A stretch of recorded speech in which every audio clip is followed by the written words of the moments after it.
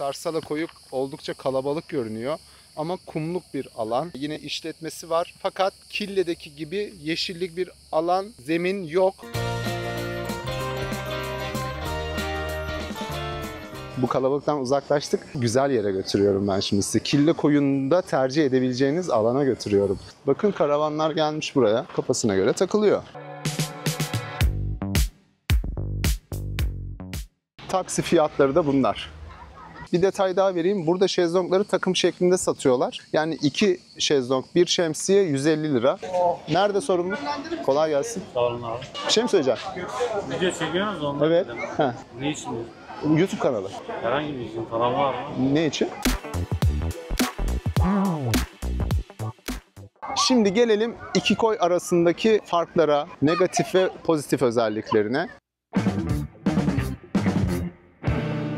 Harika bir günden yine hepinize merhaba arkadaşlar. Bugün sizleri Dalaman'a götüreceğim. Biliyorsunuz Dalaman'ın merkezinde deniz yok ama Dalaman'ın 2 önemli koyu var ki bunlardan biri Kille Koyu, diğeri ise Sarsala Koyu. Kille Koyu'nun özelliklerinden bahsedeceğim. Sarsala Koyu'nun da aynı şekilde işletmelerden bilgi alacağım. Otopark ücretleri var mı? Menü fiyatları nasıl? Kamp yapılıyor mu bu alanlarda? Tüm detaylara yer vereceğim. Çok harika, keyifli bir vlog hazırladım yine sizler için. Videoyu izlemeye başlamadan önce lütfen takip ve beğenilerinizi ihmal etmeyin. Fikirlerinizi, burayla ilgili deneyimlerinizi yorumlara bekliyorum. Hype yapmayı da unutmayın lütfen arkadaşlar. Hadi gelin başlayalım.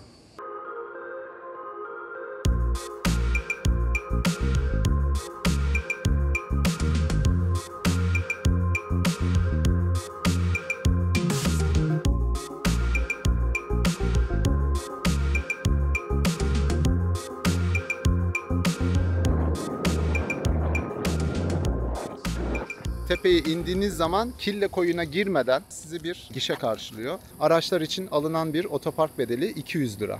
Bilginiz olsun. Doluluk oranı biraz dolmuş. Saat şu an 12. Çok güzel bir yeşillik alan bizi karşılıyor. Kille Koyu'na doğru yürüyoruz. İşte mescit yapmışlar, güvenlik alanı yapmışlar buraya. Burada oldukça yeşillendirmişler etrafı. Hemen sol tarafta böyle minik bir bar alanı yapmışlar. Orada oturup içeceğinizi içebiliyorsunuz. Alkollü içecekler, kokteyller falan da yapıyorlarmış. Telif yemeyelim, buradan uzaklaşalım. Buranın güzel tarafı şu, şezlongları çok uygun fiyata veriyorlar. Takım halinde veriyorlar. Yani 2 şezlong, 1 şemsiyeyi 150 liraya veriyorlar. Ama kullanmak zorunda mısınız? Hayır. Buradaki alanlara, gölgelik alanlara şemsiyenizi, çadırınızı, çantanızı, çadır kurmak yasak pardon. Çantanızı, sandalyenizi koyabiliyorsunuz. Sağ tarafta bir büfe alanı var. Sol tarafta da bir restoran alanı ve çocuk park alanı var. Buradaki alanı az çok görüyorsunuz. Kalabalığı makul ölçüde kaldırır. Dediğim gibi ama bundan fazla kalabalığı kaldırmaz burası. Arnavut kaldırımlarıyla yapılmış, yürümesi kolay bir yol karşılıyor bizi. Burada hemen bir can kurtaran bölümü var. Minik palmiye ağaçlarıyla sıralamışlar. Yolun kenarını şekillendirmişler, düzeltmişler. Ve evet, sahili görüyorsunuz. Açılış ve kapanış saatimiz. Buradaki açıklamaları, videoyu durdurarak okuyabilirsiniz. Şu pisliği toplayalım. Biri almış, bir şey bırakmış gitmiş böyle arkadaşlar, bakın. Evet. Ücret soran yok. Sormadığı için de biz kafamıza göre yerleşiyoruz şu an. Sahil çakıllı ama denize doğru gittikçe kumlaşıyor. Yani yürümesi rahat. Yine de ben olsam bir deniz ayakkabısı ve terlik, ayağınızdan çıkmayan bir terliği kullanırım. Daha rahat edersiniz. Hoşuma gitmeyen şey ise malum ben kalabalığı çok sevmiyorum. Seven seviyordur. Ben çalışmaları, videoları olabildiğince sakin dönemlerde yapmaya çalıştım ki işte bunun için kalabalık günlerle olmayan günleri karşılaştırırım diye. Buranın suyu normalde daha turkuaz ve mavi. Tekneleri, yatları görüyorsunuz. Çünkü ileride minik bir marina alanı var. Şimdi ben oraya doğru yürümek istiyorum. Hem dönüşte de büfeye uğrarım. Büfeden sonra da ilerideki restoran bölümüne uğrarım. Şurada bir sahil alanı daha var arkadaşlar. Ama orası sanırım buraya ait değil. Çekme karavanlar ve motokaravanlar gelmiş. Küçük küçük birkaç tane taka var. Orası normal vatandaşa açık bir alan olabilir. Burayla bir bağlantısı yok.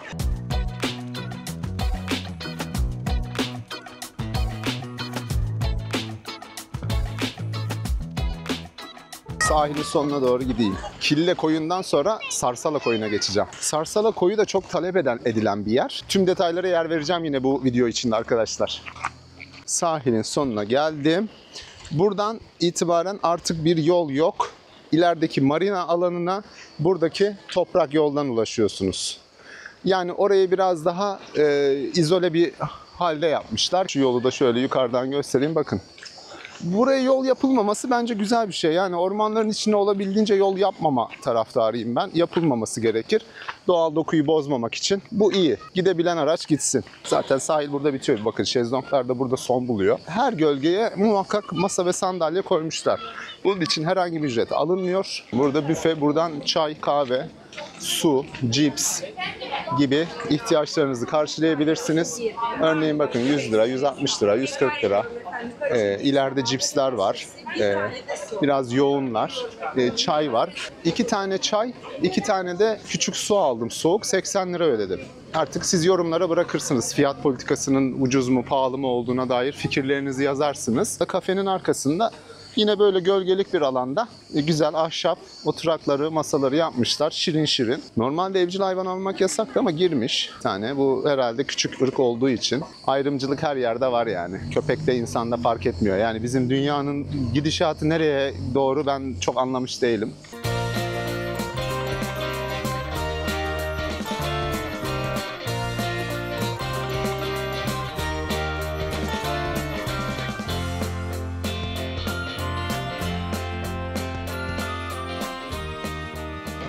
Evet, bu kafe alanında ketçap, mayonezler, şekerler, işte burada pipetler vesaire hep hazır halde bulunuyor. Islak mendili buradan kullanabilirsiniz ama siz müsaade istemeden almayın yine de. Burada bir çay ocağımız var.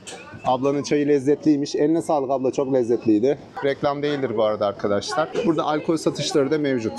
Bunların fiyatına yer vereceğim birazdan. Her alanda rahat rahat çöp atabileceğiniz böyle çöp bidonları var. Duş ve soyunma kabinleri var. Şimdi oraya doğru da yürüyeyim. Burada bay bayan tuvalet alanı var. Hemen içeriği göstermek istiyorum. Biliyorsunuz bunu yapıyorum ben. Evet, oldukça temiz. Düzenli olarak burayı temizliyorlar. Böyle lavaboların içine hani güzel kokması için bazı ürünler kullanmışlar. Hemen tuvaletten çıkar çıkmaz sizi böyle güzel çiçekler karşılıyor. Evet, bu taraf zaten yol. Biraz kullanılmayan otoparka bakan taraf. Evet, tuvaleti biraz çim alanının gerisinde yapmışlar. İnsanlar rahatsız olmasın diye. Soyunma kabinleri ve duş alanları var. Şöyle çok da hani bu tarafı insanları rahatsız etmeden göstereyim. Oldukça temiz. Burada bir lavabo alanı var. Burada insanlar işte bulaşığını vesairesini isterse yıkayabilir. Burada giyinme odaları var. Gördüğünüz gibi az önceki alana geri çıkmış oldum. Şu sağ tarafı sizlere olabildiğince eksiksiz bir şekilde anlatmaya çalıştım.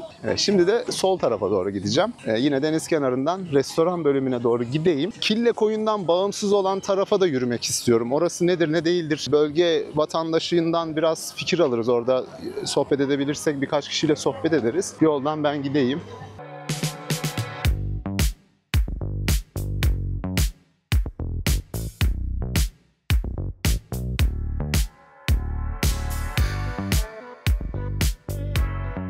Evet, bu uyarıları sık sık her yere koymuşlar. İyi de yapmışlar. Böyle şeylerin yasak olmasına ben seviniyorum. Çünkü onun sonu gelmez. Duyarlısı da var, duyarsızı da var. Kafasına göre ateş yakarsa herkes işimiz zor. Bakın güneş panelleri var. Burada anonslar yapıyorlar. Mesela restorandan bir yemek aldınız diyelim. İşte hemen Özgür Bey menünüz hazır, yemeğiniz hazır, gelip alabilirsiniz tarzında. Güzel bir sistem. Yani kimse sizin ayağınıza yemek getirmiyor. Ortalıkta dolaşmıyor. Yeterince kalabalık zaten. Burada bir çocuk parkı alanı yapmışlar. Biraz böyle kumlandırmışlar burayı. Çakıl değil. Yürümeye devam ediyorum. Şu karşıdaki tekneleri de göstereyim size, bakın. Bir tane görevli var. Muhtemelen şezlongları kontrol ediyor. Kolay gelsin. Sağ olun. Evet, şezlong sayımı yapıyor. Değil mi? Doğru mu biliyorum? İsminiz nedir? Ahmet. Ahmet Özgür ben de. Memnun oldum. Ben Çekebilirim değil mi? Sıkıntı yok YouTube kanalı için. Ne yapıyorsun Ahmet kardeşim önce? Yani şezlongları mı kontrol ediyorsun? Ücreti aldın mı, almadın mı? Yani şezlongları ücreti alıp almadığımız kontrol ediyoruz. Kontrol ediyorsunuz. Tamam. Var mı bir sıkıntı? Şu an herhangi bir Şu an herhangi bir sıkıntı yok. Güzel.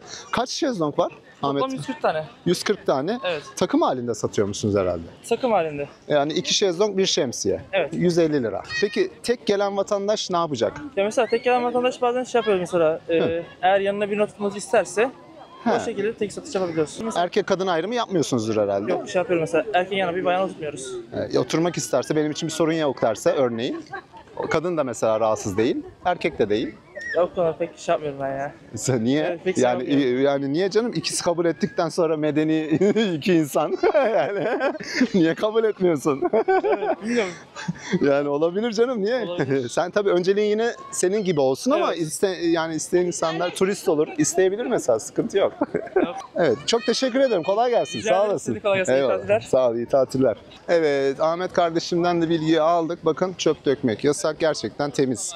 Yani böyle sigara izmariti falan da göremiyorum ben. Ha, şöyle bir uyarı var ama az önce bir köpek gördük zaten. Olabilir. Yani eğitimlidir, zararsızdır. Zaten zararlı köpeklerin rehabilite edilmesi lazım. Yani tedavi edilmesi lazım, biliyorsunuz. Bizler hiçbir zaman kıyma taraftarı, öldürme taraftarı değiliz. İnsan için ne düşünüyorsak hayvanlar için de aynısını düşünüyoruz. Varsa bir sorunu, akli dengesinde bir sıkıntı varsa kapatacaksınız, eğiteceksiniz, rehabilite edeceksiniz. Baktınız düzelmiyor, kapatacaksınız bir yere. İnsanı da öyle. Öldürmek nedir yani? Siz kimin canını kimden alıyorsunuz? Hayırdır? Bakın, burada bir restoran alanı. Tabii burası kapalı alanı restoranın. Hemen restoranın burada deniz kenarında bir alanı var. Masaları numaralandırmışlar. Masa oldukça fazla. Burada günlük yapılmış taze görünen mezeler var. Karpuz taze. Yani bunu ben buradan daha canlı görebiliyorum. Zeytinyağlı karides var. Atom, yoğurtlu mezeler, şakşuka, börülce, sarma. Genellikle sebze ağırlıklı. Burada birkaç çeşit balık var, meyveler var. Şimdi gelin bunların bir fiyatlarına bakalım. Ana yemekleri de bir kontrol edelim. Şöyle biraz yakınlaştırayım sizin için. 2 kişilik serpme kahvaltı 900 lira. Altta kahvaltılıklar. Ürünleri görün. Bu arada reklam değildir arkadaşlar. Bunlar belediye tarafından işletildiği için belediyenin uyguladığı fiyatlar. Ana yemekler işte saç kavurma 600, kanat 500, ciğer 550. Evet, siz yine fikirlerinizi yazarsınız fiyatlarla ilgili. Mezelere bakın.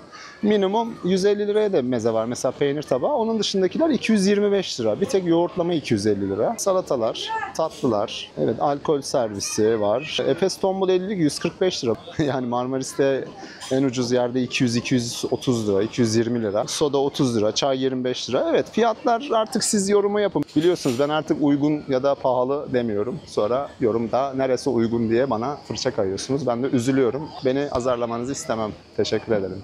Bu bölümün ayrıca soyunma kabini ve duş yapma alanı var. Geride ilk gösterdiğim yere kadar yürümek zorunda değilsiniz. Yani nereden baksanız bir 150-200 metrelik mesafede bu kalabalıktan uzaklaştık. Asıl güzel yere götürüyorum ben şimdi sizi. Kille Koyun'da tercih edebileceğiniz alana götürüyorum. Ben olsam öyle yaparım.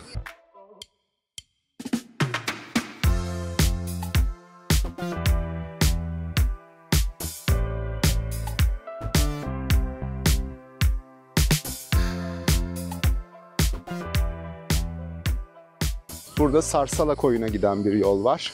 Bisikletle 14 kilometre Sarsala'ya ulaşabilirsiniz.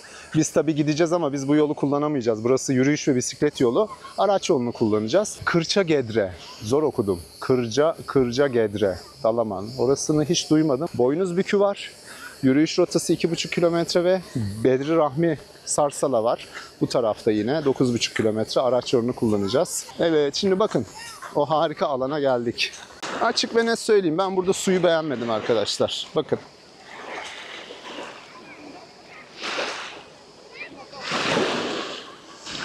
Manzara çok güzel. Harika. Koy çok güzel. Ama su konusunda aynı fikirde değilim. Siz de yorumlara lütfen bırakın.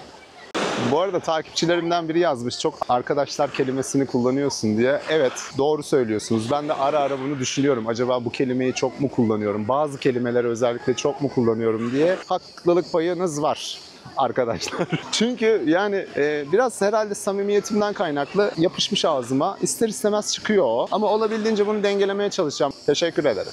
Kızılçam ağaçlarının altında daha böyle festival alanı havası var burada. Benim de en sevdiğim böyle deniz varsa bir sahil, yanında ormanı olmasıdır. Çünkü ben denizden çok ormancı biriyim. Ormanın içinde olmak bana daha çok huzur veriyor. Ama ormanın yanında bir de deniz varsa, hele böyle yüksek ağaçların arasında deniz varsa tadından yenmez. Kille Koyun'un böyle bir yapısı var. Gördünüz mü? Yani bu alanı çok kullanmadıkları için, tercih etmedikleri için tabii biraz daha boşluk alanlar bulmak burada daha kolay.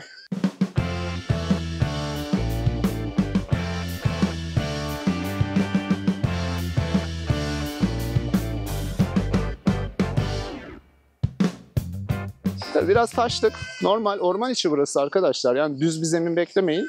Kendi konforunuza ait eşyaları getirirseniz, ki orman içinde olmak, kamp yapmak konfor ister. Aynı evinizdeki konfor gibi. Konfor önemlidir kampta. Bunu hiç unutmayın. Dolayısıyla o konforu her yerde sağlayabilirsiniz. Yeter ki ekipmanınız olsun. Çekim yapacağım diye tişörtü giydim ama terliyorum. Kusuruma bakmayın. Yani üstüm çıplak, sürekli çekim yapmak istemedim. Burada dar bir yol, sahil yolu devam ediyor diğer koya doğru. Ben şimdi oraya doğru yürüyeceğim. Şöyle manzaraya karşı. Su ne yazık ki kirli. Şimdi şuradaki denizi merak ediyorum. Bakın sanki bulanıklık burada biraz azalıyor gibi. Denizde çöp yok. Yani denizin kirliliği, bulanıklığı, ama şöyle bir kir de gözlemliyorum ben. Bu İstanbul'da da bir arada denizde oluştu ya, müsilaj, deniz salyası. Evet, şunu alalım hemen buradan, denizden uzak tutalım. Buradaki serbest alana geldim. Bakın buraya çadır kurabilmiş vatandaş. Özel bir alan değil. Buranın da bir ismi var muhtemelen.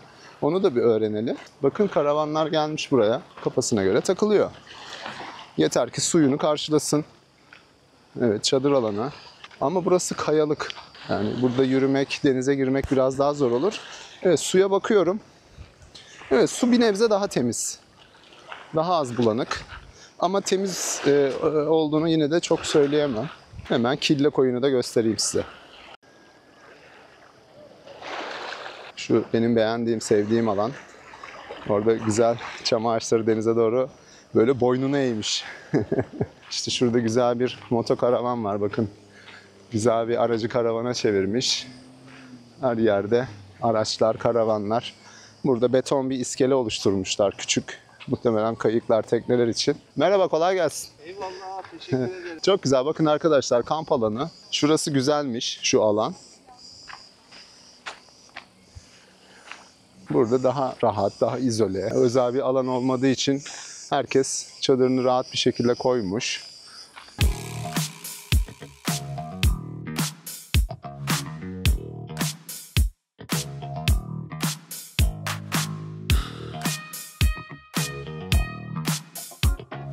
Bir kahve yapayım İyi. yani. Şimdi ben Kille diye geldim. Tamam. Girişe girdim. Evet. Dedim ki bu akşam kalabilir miyim burada? Kille'de yok. Abi bir tepeden indim. Olamaz böyle bir şey. Bak zor indim. Her şey devrilmiş zaten. Manzarası. Sonra oraya gittim. Bir baktım burada karavanları gördüm. Ben burayı görmemiştim. Görmemiştin. Çünkü. Kapının Oradan görünmüyor zaten. Gözükmüyor. Manzara kısmı görülüyor sadece. drone uçup indim işte buraya geldim. Güzel ya, bakın burası. Buranın ismini de öğrendim. Kille Koyu'ymuş yine burası da. Yani bu Kille Koyu bir bütün. Burası olduğu gibi Kille Koyu.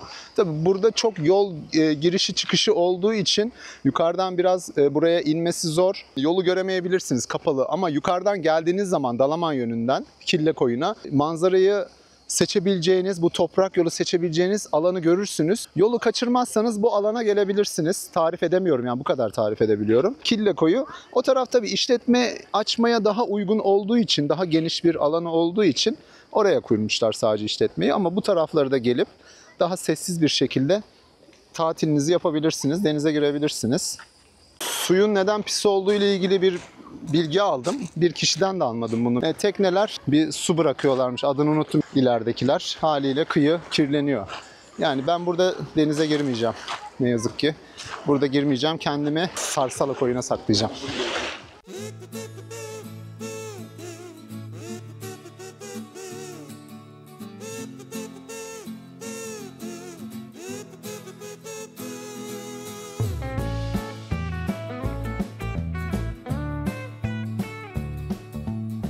Kille'den çıktıktan sonra Dalaman içinden Kapukargın yolunu takip ediyorsunuz. Kapukargın yolundan Sarsala Koyu'na giderken Kocagöl sağınızda kalıyor.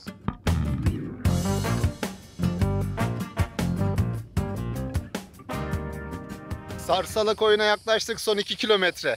Yollar asfalt, güzel, fakat çok dar. Bazı kenardaki asfaltlar kırılma yapmış. Tek şeridi 2 araç kullanmak zorunda kaldığınız anlar olacak. Ama Sarsala Koyu yolunda böyle bir tehlikeyle ben karşılaşmadım. Zeytin ağaçlarıyla çevrili her yer. İyice yakınlaştırayım sizin için. Sarsala Koyu oldukça kalabalık görünüyor. Ama kumluk bir alan. Yine işletmesi var. Fakat Kille'deki gibi yeşillik bir alan, zemin yok. Ama ağaçlık, gölgelik alanlar mevcut. Sarsala Koyu'na yukarıdan girişimizi yaptık.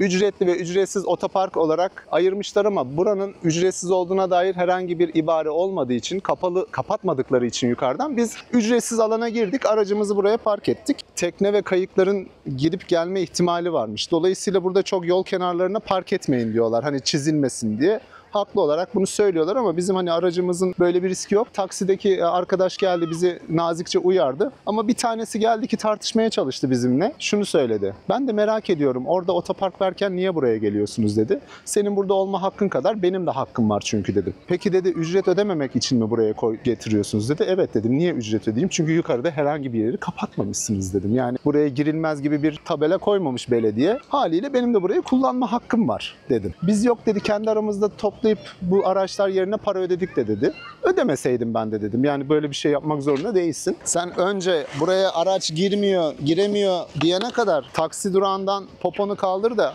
etrafı bir temizle. Şöyle birkaç çöp al, çöp at. Kendince korumaya çalıştığın alanı lafla değil de ne kadar güzel koruyabiliyorsun. Önce bana onu bir göster. Ondan sonra sen ne istiyorsan yaparım, söz. Şuraya arabayı koy de onu da yaparım. Ama önce bir göreyim ne yaptığını. Kuru sıkı konuşması kolay. Kille Koyun'daki gibi yerler yeşillik değil, çimlik bir alan yok ama gölgelik alanlar oldukça yaygın. Yine kullanabilirsiniz gölge alanları. Sahil kumluk bir sahil. Kille'deki gibi çakıl değil. Çok güzel ağaçlık altında böyle dinlenme alanları var. Şurada harika bir ağaç var. Yine masanızı, sandalyenizi buraya getirebilir. İsterseniz ücretli, isterseniz ücretsiz olan otoparkı kullanabilirsiniz. Kıyının başladığı kesim burası.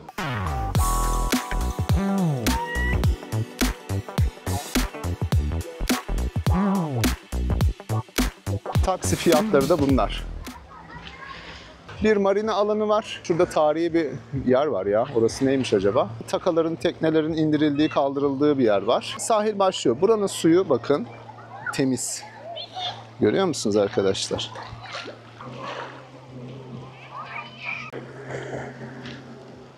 Balıkçı teknesi bunlar, takısı. İşletmenin olduğu yere doğru yürüyorum.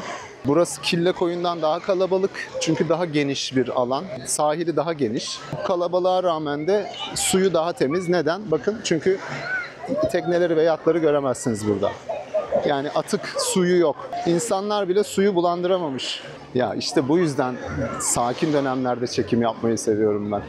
Burada bir can kurtaran alanı var. Bayraklı yine. Açılış saatleri aynı hemen hemen. Şezlong ücreti nedir ne değildir o bilgileri şimdi oradan alacağım. Menü fiyatlarını da göstereceğim size. Şu bilgiye değer vereyim. Burası da Kille Koyu gibi kamp yapabileceğiniz bir alana sahip değil. Geleceksiniz günlük. Akşam 6 gibi en erken çıkmaya başlayacaksınız buradan yavaş yavaş. Şezlongların olduğu alan daha geniş burada. Yukarıya doğru uzanan ağaçlık yollar var ama oradaki yollar biraz daha yani çoraklaşıyor zemin. Daha tozlu bir yapıya sahip. Burası engelsiz plajmış. Engelli arkadaşlarımız için öyle bir güzellik yapmışlar. Çok da güzel düşünmüşler bakın. Hemen Sarsala Koyun'a hoş geldiniz. Burada fiyatları şöyle gösteriyorum. Yine fikirlerinizi yorumlara bırakabilirsiniz. Evet, buradaki menü Kille'deki kadar zengin değil. Evet, şezlong takım ücreti yine. 2 kişideki şezlong, bir de şemsiye 150 lira. Ama bir masa ve 4 sandalye de 300 lira. Onlar masa ve sandalyeyi de sanırım şuradakileri mi kiralıyorsunuz acaba? Masa ve sandalye derken şuradaki şemsiyeli 4 kişilik masa ve sandalyeleri de ücretli veriyorlar. 300 lira. Peki yani buradan alışveriş yapan için de mi geçerli? Yani yemeğini aldı, yemek istiyor. Burada oturmak istiyor. Yine mi ücretli? Onu bir soralım, öğrenelim.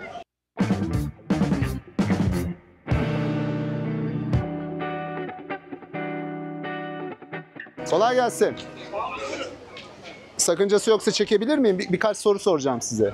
Burada alışveriş yaptı diyelim. Masaları kullanmak istediğinde ücret ödüyor mu yine? Sorumluluğumuz aramadı. Sorumluluğumuzla görüşebiliriz. Nerede sorumluluk? Kolay gelsin. Sağ olun abi. Bir şey mi söyleyeceğim? Video çekiyorsunuz ondan. Evet. Dedim. Ne için? YouTube kanalı. Herhangi bir izin falan var mı? Ne için?